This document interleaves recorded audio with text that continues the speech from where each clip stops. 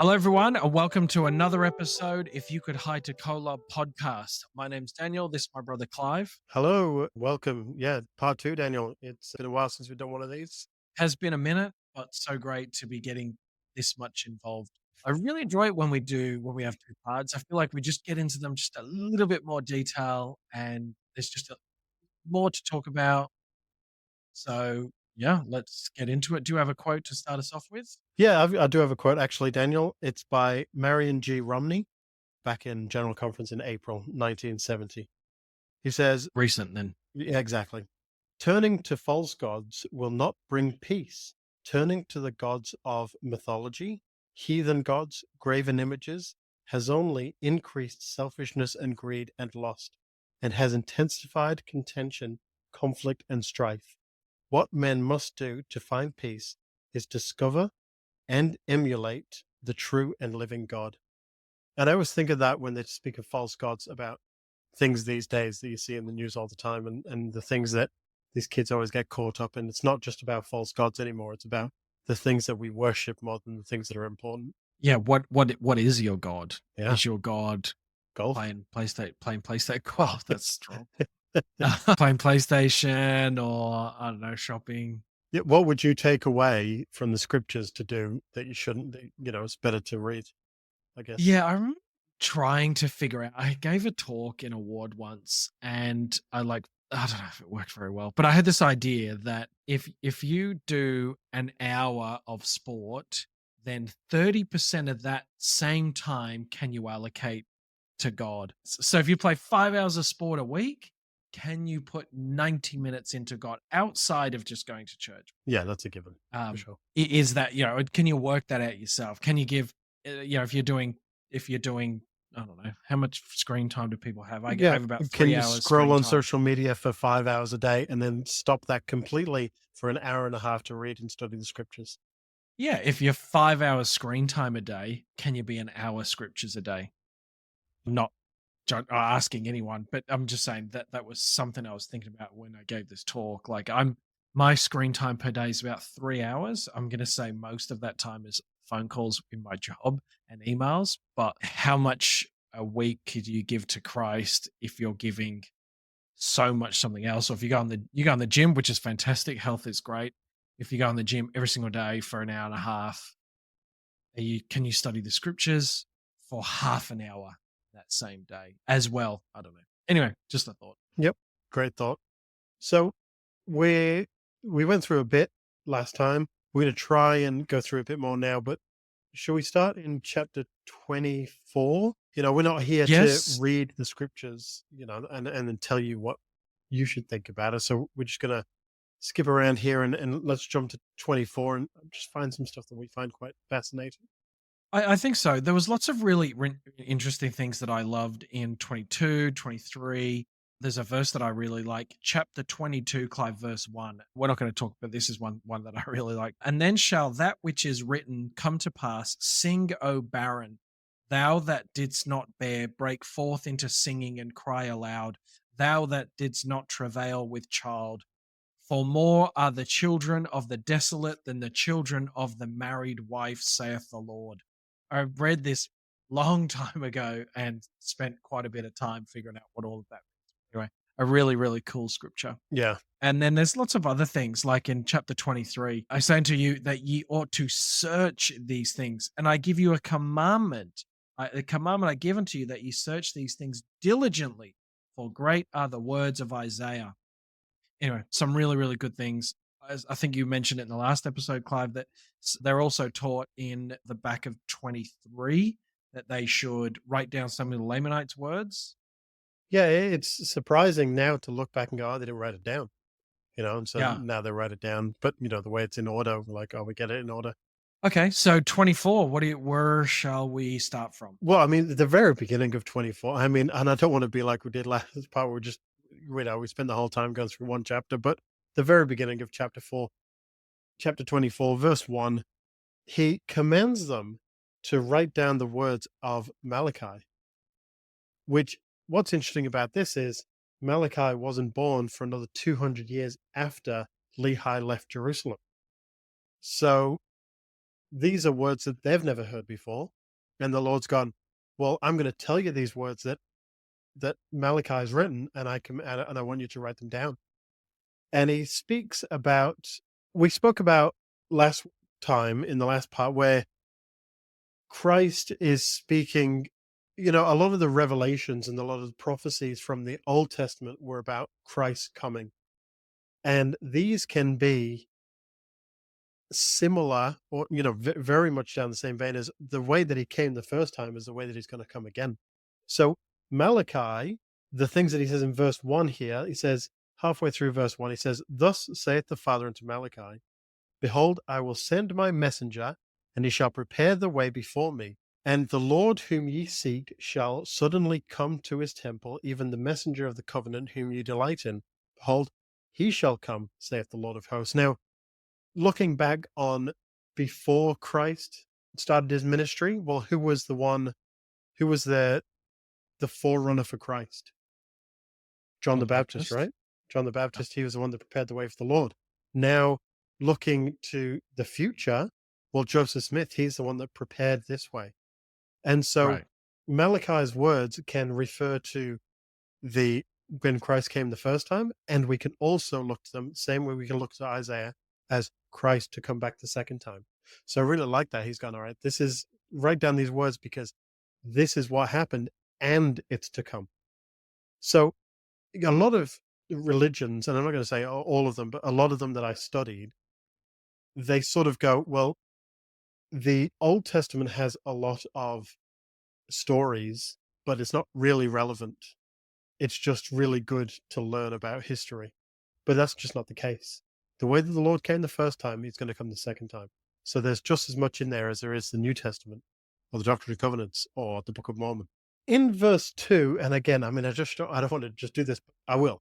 So verse 2, I really like here. So it's really, really short, but I'm going to break it down. He says, but who may abide the day of his coming, and who shall stand when he appeareth?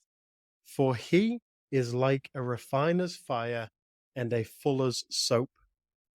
Now, we talked about in the last part how Isaiah was quite difficult to understand, but like you said, if you break it down and you write it for today's words, it's Yeah. easier to understand. So, well, let's talk about it. So, who will be there when he comes back? Well, I mean, this would be us. So, who may abide the day of his coming? Well, I mean, it may be you, it may be me, and maybe our children or their children's children. But he is like the refiner's fire. So, what is a refiner's fire? So, a refiner's fire is a person who uses intense heat to basically separate metals. Yeah, I was gonna say it's metal. It's metalworking of some sort. Exactly. So, like if you're using silver, for example, the refiner's fire will separate the silver from the other metals, and Right. it separates the good from the bad, basically. And that's how he's explaining it. He's going to come back and he's going to separate the good from the bad, separate the wheat from the tares. That's the way that it's explained. He also says that he is also like fuller's soap. And what's Fuller's soap? Well, a fuller is someone who makes clean clothes white. So a Oh, okay. fuller and his soap, and the only way to be cleansed is through the blood of Christ. So he's explaining here in his way to them that I will separate the good from the bad, and it's through me that you can be clean and white again. So difficult to understand, but when you break it down, it's a very he speaks to them in the way that they will understand. So it's really, really great. I really like the way he speaks. He basically talks about this again. He talks about to sit at the refiner and purify the silver, which again, you have to sit there and you really have to concentrate because if it's too long or it's too short, you've ruined the silver. So he's there, he's sitting and he's watching and he's preparing. Again, the way that he's spoken previously is the same way that he's going to come back. So we can learn so much from Malachi's words, Old Testament words, and any words from the Book of Mormon here and back, because this is the way that he's going to come. So, Daniel, let's not go through every verse as much as we'd like to. There's a lot in chapter 24, but he now speaks about tithings and offerings. Will a man rob God? Same way Malachi spoke of it. Wherein have you robbed me? So he speaks about that. Now, I really like the way that Gordon B. Hinckley breaks this down, because there's such an incredible blessing with paying tithing. And it's not, if you pay tithing, if you pay 10%, I'll give you 100% of your money back. Like, it's not, you pay me money, I will pay you money. That's not what tithing is. Tithing is Mm. a sacrifice and a blessing from that sacrifice to prove that you're willing to do things for the Lord. So I really like how Gordon B. Hinckley said it. He said, I do not say that if you pay an honest tithe, you will realize your dream of a fine house, a Rolls Royce, a condominium in Hawaii. The Lord will open the windows of heaven according to our need and not according to our greed. If we are paying tithing to get rich, we are doing it for the wrong reason. The basic purpose of tithing is to provide the church with the means needed to carry on the Lord's work. The blessing to the giver is to receive in return. That blessing may not be always in the form of financial or material benefit. And I think that's something that, we've really got to understand. Just because we're paying tithing, it doesn't mean we're going to get money back, and it doesn't mean we're going to get all the riches in the world. This is a blessing, and the thing about blessings from the Lord is they're the blessings that the Lord knows that you need, not the blessings that the Lord thinks that you want. And I agree. I remember a great talk given in the Sacrament many moons ago, and the talk was around faith. And the person who was giving the talk talked about faith, and then at the end, actually said the talk was about tithing. And Right. it's a huge show of faith on our behalf, taking this something physical. We can give our time, and hopefully we can give our talents, but also that tithing is a show of faith that does take a leap, and it absolutely does take a leap. In When we were young marrieds, we did a finance course through the Come Follow Me or the Pathways program, whatever it was called, way back when. And they taught, hey, pay tithing first, and we were already tithe payers anyway, but pay tithing first, and then take care of everything afterwards. And yeah, it's a foolish endeavor, I think, if someone thinks, well, I'm going to pay tithing and I'm going to get X back, because the Lord is always waiting to give blessings. That's his promise to us, that he wants to give us blessings. But it's a foolish endeavor to to give tithing and then just sit there going, all right, where are the blessings? Yeah, that's right. It's given under false pretense, I would suggest. Just because I'm not getting the blessing now, it doesn't mean we're never going to receive it. It's also sometimes hard, though, isn't it? It's Of sometimes course, it's hard hard. to Definitely hard. feel the blessings, and sometimes life is just super, super challenging, but it's not challenging forever. Like, it's simply just not challenging forever. There's so many good, and um, anyway, it's a so many people are in so many different situations. But I think about tithing, it's the same as other commandments. Some people don't struggle to pay tithing, but those people who don't struggle to pay tithing might struggle with a drinking addiction, Yeah. and someone with a drinking addiction might struggle with tithing, or someone. And it's a horrible thing to get tied up in, of tithing and what comes from it. But ultimately, we just have to have faith that all of the commandments that we follow, the Lord is there waiting to bless us, or waiting to bless people around us that have a positive effect on our lives. Well, that's right, and there's a lot of people around us as well. So I really like how the Lord gives us this question in verse 14, and it's something we need to ponder because we see it in our lives. But let me just read it first. He says, Sure. ye have said, is it vain to serve God? And what doth it profit that we have kept his ordinances and that we have walked mournfully before the Lord of hosts? Now, how many people that aren't church members, not doing the right thing, do we see that feel to us are so much better off? I've probably referred to it a few times because I really like the talk, but Elder Uchtdorf, when he talks about wanting to become a pilot, and he's got to do this running thing and to check his energy and things like that, and he's running with all these heavy smokers, heavy drinkers, and they're doing so much better than he is, and he's exhausted. And he's thinking, Right. I don't drink, I don't smoke, I don't, I do all the things that I'm supposed to do. And these guys are doing better than me. How many times do we see that in our lives? People I work with are so much better off than I am, it feels. and then nowhere, they're not church members, they don't do anything right. But again, we speak of it, it's not the immediate blessing that we get. It's the blessing that can come later, or count your blessings. Well, I have a home, I have a family, I have the gospel. You know, Yeah. these blessings don't come easy, but they are there. And I guess if you see the right blessing, you'll know where you're at. It reminds me of that saying, comparison is the thief of joy. It's very hard as people to not be constantly comparing ourselves to others, and what are they doing so much better than me, or those people aren't in the church and they're doing better than me. But like you just mentioned, then you've got an amazing family, live in a great area, got a great job, and those are the things that I think people, as humans, sometimes we struggle with, and we hear people at church. There's sometimes like a bit of an envy of people, even in the church. That happens as well. It's a very human emotion that I think the adversary is exceptionally good at tapping into. Yeah, yeah, definitely.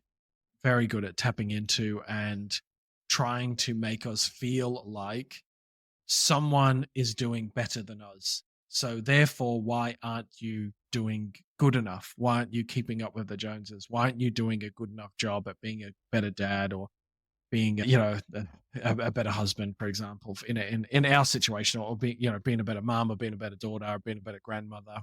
But in reality, you're probably doing a fantastic job, but the adversary is just constantly tapping away at you, hoping that you feel terrible.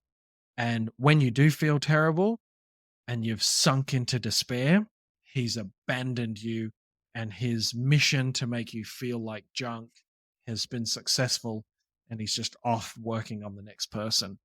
And it's a big challenge in our life to recognize when that issue is, or when that's taken hold, and we try to, I don't know, try and get out of that mindset somehow. Easier said than done, of course. Yeah, for sure. So chapter 24, there's a lot to take from it. Each verse you could really break down and you can look into. I'm just going to jump to chapter 25 here, Daniel. Six Yep. verses, really, really small. But again, so much at the beginning. He says, "For behold, the day cometh that shall burn as an oven, and all the proud, yea, all that do wickedly shall be stubble." He's preaching to them about the last day. But it's this, what I like about this is they will understand it a lot because they've seen it now. They were there when all these earthquakes happened, all these cities fell, and they could probably look at it and go, "Right, I've seen that, and that's going to happen again. Oh my goodness, when Christ comes again." Like to them as well, they're the world that they live on, it's surrounding them. It's those people around them, and the Lord's saying this is going to happen everywhere. Wow, what an incredible time that will be. Well, for the wicked, not so great, but everyone else to see the Lord come back again. And then we spoke about prophecy being fulfilled with the Book of Mormon coming forth. Again, here's more prophecy being fulfilled. So in verse 5, "Behold, I will send you Elijah the prophet before the coming of the great and dreadful day of the Lord." You being a historian of Joseph Smith, you're the, Historian is strong. well, compared to me, massive historian, but it was April 3rd? April 3rd when the Elijah came to the temple. 1836 when Elijah visited Joseph Smith in the temple and gave him the sealing power. Right here. Brought back the ceiling power. Yeah. This is, yeah, prophecy that was fulfilled. What an incredible Well, moment for Joseph Smith when he was translating this to then have that happen. Well, first of all, you introducing me as a historian, then not asking me any questions was I thoroughly appreciate. But yeah, what a moment! And Elias, Elijah, Christ. Yeah, what an amazing moment. And the sealing power coming back, because don't forget the sealing power was given to the Nephites. Yeah.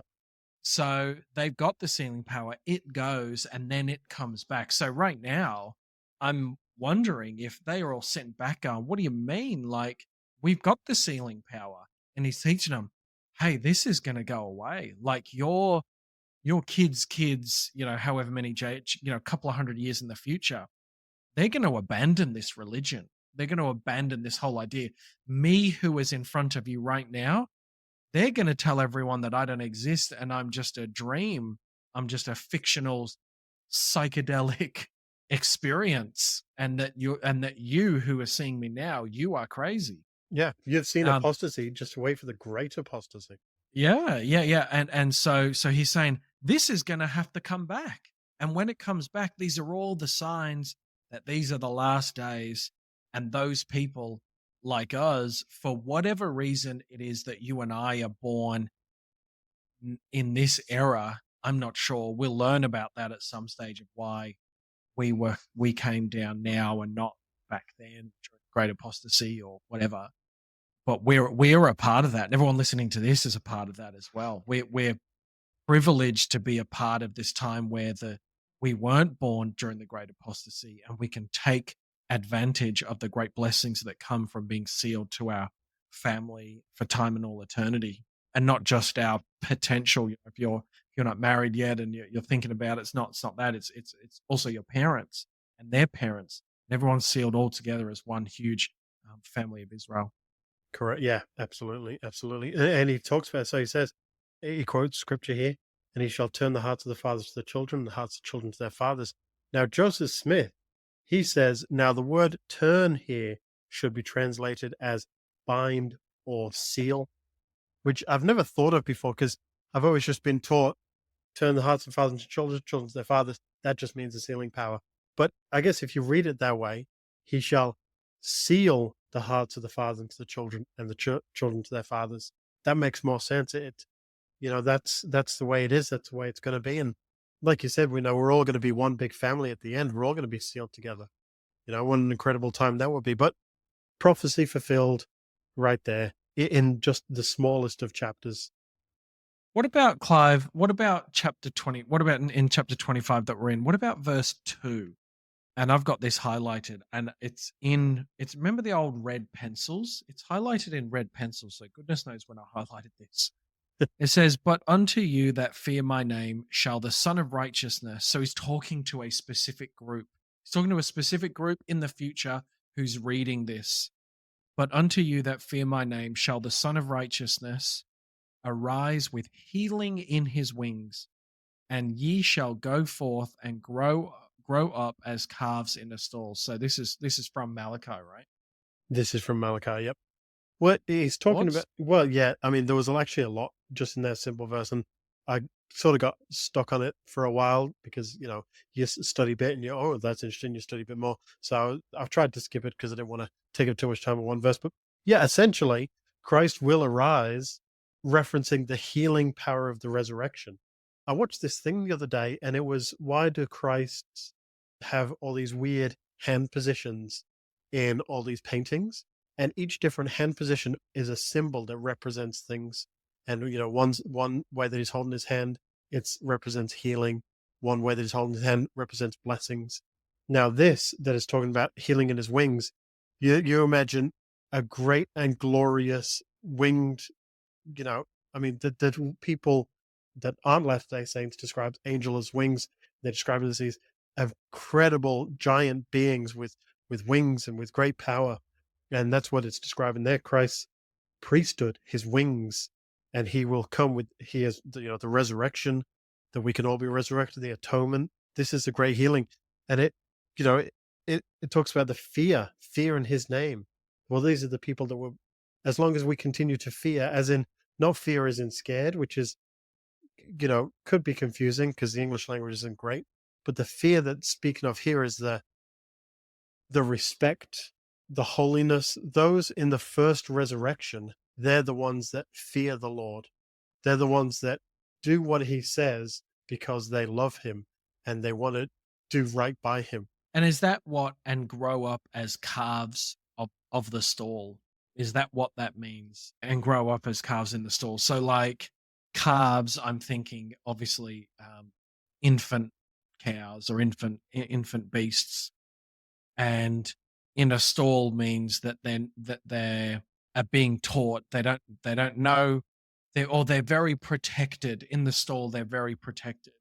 So healing in the wings and go forth being protected by the Son of Righteousness. Yeah, exactly. I mean, if Christ would say this today, it'd say, like a cat in a house.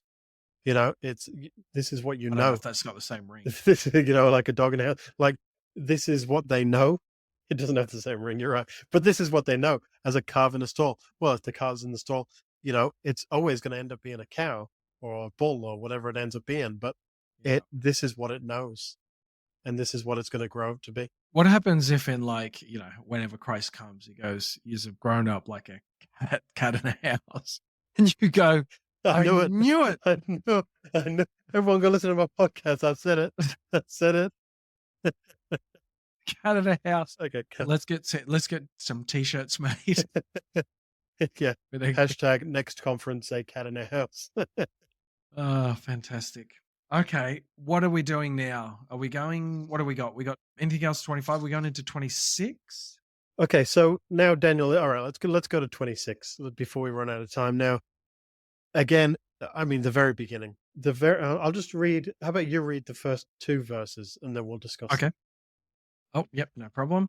And now it came to pass that when Jesus had told these things, he expounded them unto the multitude, and he did expound all things unto them, both great and small.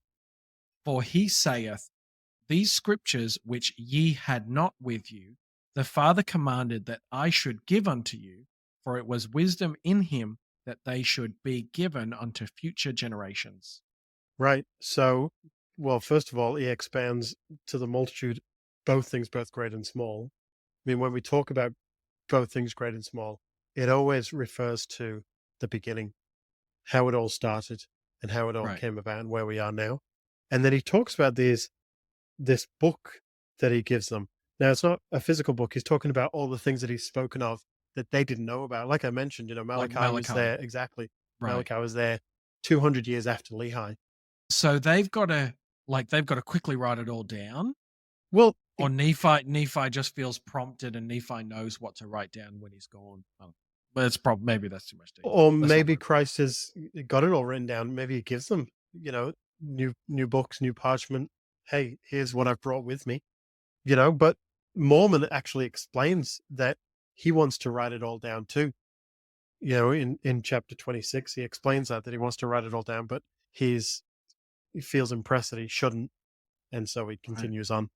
But it's great. So he expands on these things, the glory from the beginning. So in verse 3, even from the beginning until the time that he should come in glory, yea, all things which should come upon the face of the earth, even until the elements shall melt with fervent heat. So he expands from the beginning. And I've noticed that with Mormon, every time there's speaking of the beginning, he always jumps in and goes, would speak about the beginning, but I have been confounded to write this. If you want to learn about that, that's on different plates. And I don't know why, but I guess we can learn more about the beginning of time in the book of Pearl of Great Price and Genesis and things like that. So, but he talks about the beginning in verse 4. He talks about the last days, and everyone's there and everyone's listening, and there's good and there's evil. And now this is where Mormon jumps in. And now they're Is there before you go into that, is this a witness? Is this all in here? Because he knows that we can read Revelations and we can read other things.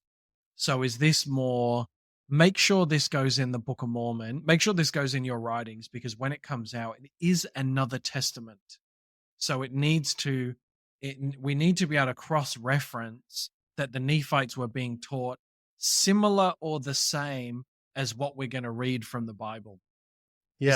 Is that where this is going? I do see that. Yeah, I see that's the way it is. Yeah, exactly. We have these books and we can study them. We've had lots and lots of different writers where they Yeah. are given this and gone, okay, well, here's what it is, and your generations will need to know this. But yet, this is where Mormon jumps in, and now, verse 6, now there cannot be written in this book even a hundredth part of the things which Jesus did truly teach unto the people. Same thing that's written in John. If the world wouldn't even be able to contain the books, the things that Christ preaches. But behold, the plates of Nephi do contain the more part of the things which he taught. And these things I have written, which are less of the things which he taught the people.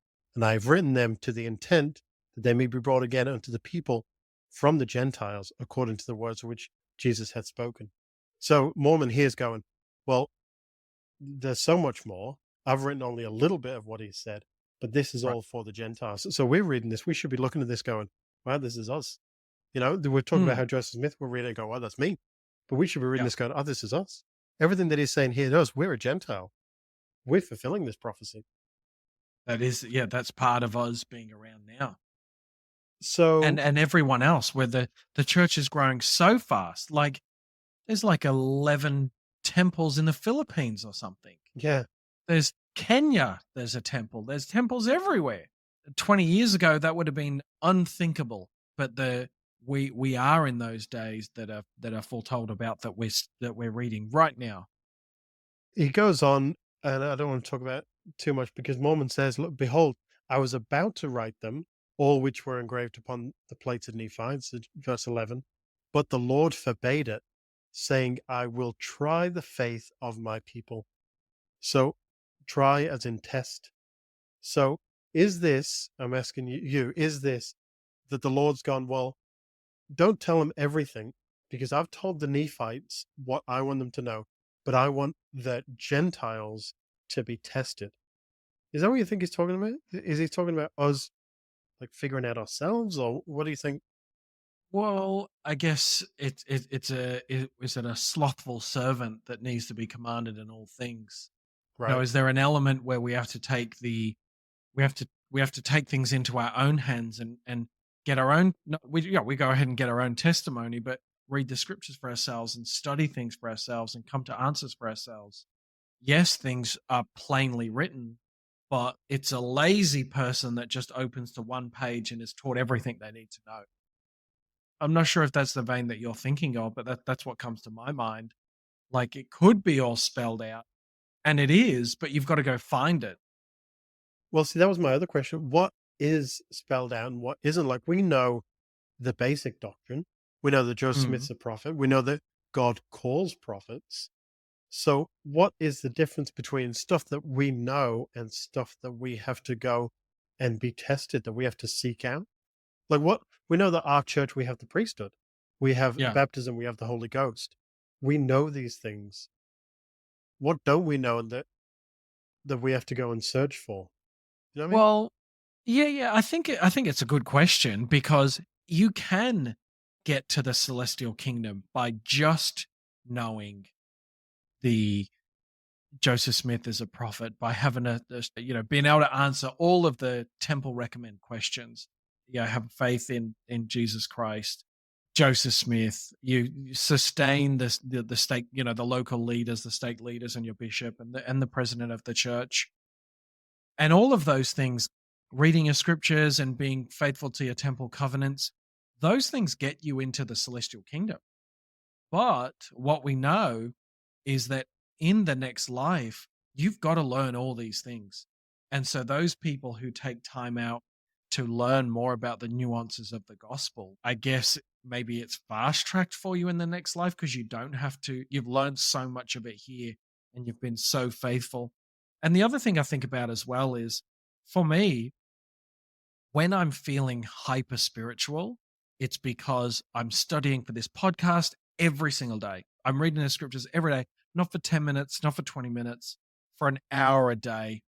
I'm listening to other podcasts that I really like, other come follow me podcasts that I love. I listen to them a lot and I'm praying really well. And so there's something about making you feeling bound to the church when you are constantly pushing yourself to try learn more and more. You find it almost like a hobby, I guess. And I guess it's better to have a hobby that is a gospel, studying the gospel as a hobby than a hobby of something else that's going to get you into some trouble. And it helps you feel of the spirit so much. Yeah, that's a great way to put it. And that's the sort of vein I was thinking. If we're given all of it, we don't have this opportunity to study, or we wouldn't feel like we need to. It's like with family history. I don't know how it happened, but our family history is it's done. Like, isn't it? Like, there's so much in it, and so to me, I go, well, it's it's nearly finished. Basically, that like so many people have been on it. I'm not going to bother. And I guess it's the same with doctrine. If we know it all, if we're given it all, well, then we'd become slothful, like you said, and would go, I'm not going to bother. Yeah, and imagine getting to heaven and going and finding Nephi, like original Nephi, and going, "Mate, thank you. Like, you're Yeah. phenomenal, and I've read your story." But then seeing Jacob and going, "Dude, I actually didn't read much of yours, but, hey, shout out to you anyway." Yeah. He's Thanks like, for "But reading hang it. on, Yeah. there's some of the most incredible things are in my 7 chapters or whatever's in Jacob." And then even worse and seeing, like, King David, or Isaiah. "Hey, dude, you're amazing, but I actually took no time out to read what you've got to say." Yeah. Yeah. Um, 100%. Yeah. You're right. so I think I would hate because I personally find enjoyment in studying. I would hate to get to the next life and meet some of these amazing men and women and go, "Actually, I just didn't take the time out to read what was like, sorry, I was too busy, I don't know, whatever it is, but too busy scrolling Instagram." Yeah. Or No, somebody and I'm taught not me and I judging thought I knew it people. all. Yeah, and I'm not judging anyone that scrolls Instagram, like, you do you, but I think that would be a challenge. We've got all of these scriptures and all of this revelation and all of these general conferences for our game. It's up to us how much of that we tap into. We can tap into none. We can tap into 10%, 5%, 90%. 100% is impossible, but is 80%, is is 30% possible? Yeah. Yes. Is 50% possible? Probably not really. 50% of every single conference, every single scripture. That's I mean, maybe when you're retired, I guess, and you've got way more time, Yeah. perhaps, depending on what you're doing and what your other commitments are. But you got to but do as much as you can, and that's what matters. Do as much as you can. Don't just go, "Well, I can do other things." Like, if doing as much as you can means you've studied 5% of the scriptures, that's as good as me, who might have a bit more time and I can study 20%. We've both put in the same amount of effort. Don't get us wrong. We're not trying to tell you what to do. This is just us trying to convince ourselves to do more. All right. Well, let's move But on it then. is a challenge. It's a challenge in our lives. Like, yeah, it is a challenge. But the more we can surround ourselves by positive things, the the better our spiritual health will be. Yeah. No question. No question that sometimes you're just too tired. You just don't do it. And then you fast forward 3 days and you're like, "Oh man, I haven't done that in a while," or a week. And some people might be longer, a year, 2 years, 10 years, 20 years. And you're starting to really veer off. So it's a challenge. It's a challenge of life. One of the big challenges of us being on earth and being tried and tested. That's right. And just know that even though if you don't feel the blessings right away, they're there. Even if they're in the next life, they're there. And people are being blessed around you. I remember when we didn't go to church, but our home teachers back then still came every single month.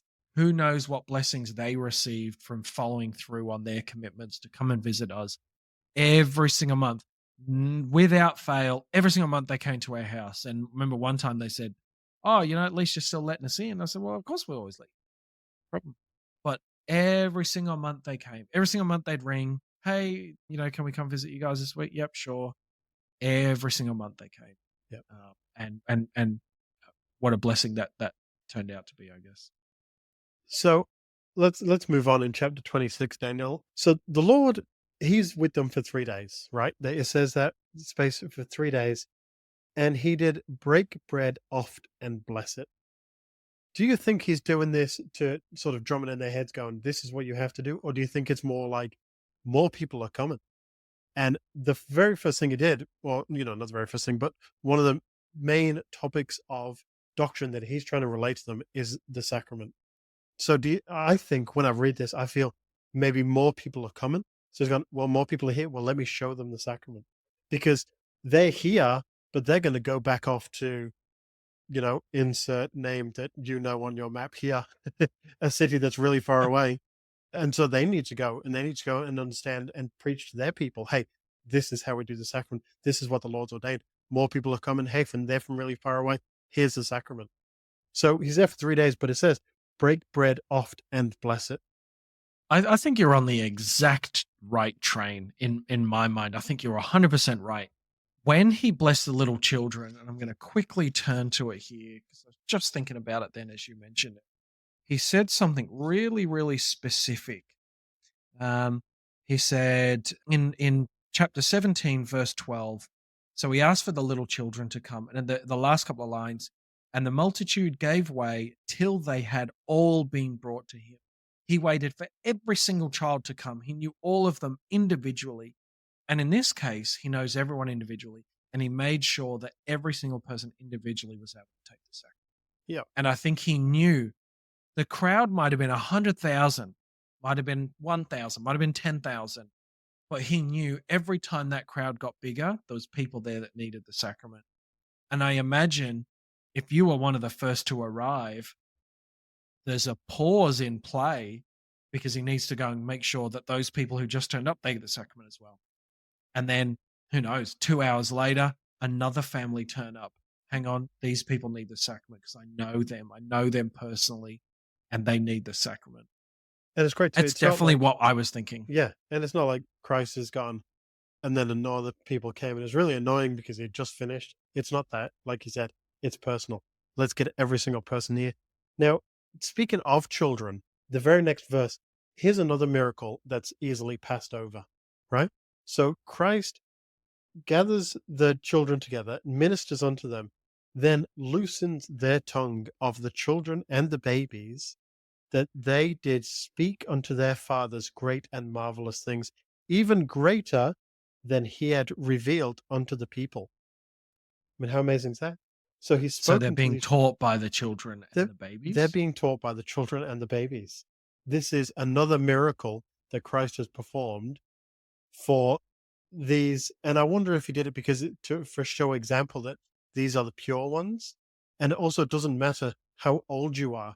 You might have a Mm. 20-year-old bishop and an 80-year-old pianist, but it doesn't matter how old you are. If you're young or you're old, the gospel is here for us all. And listen to these children. I've loosened their tongue. You come and you listen to them.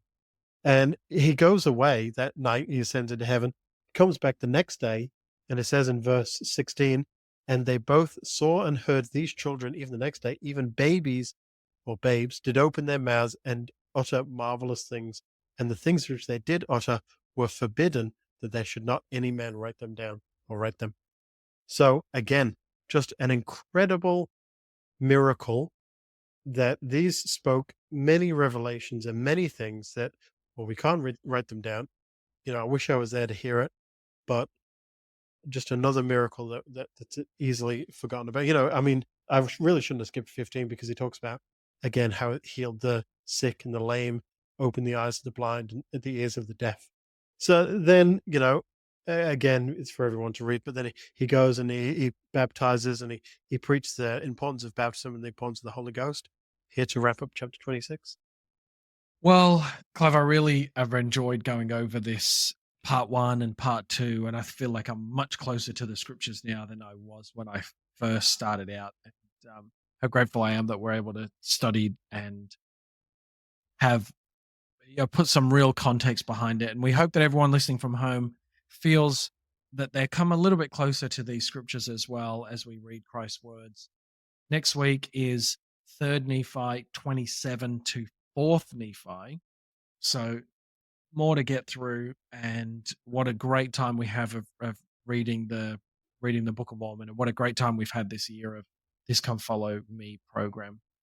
Thanks for joining us. Catch us on Facebook and Instagram and YouTube, and we will see you next week on another episode If You Could Hide to Kolob podcast.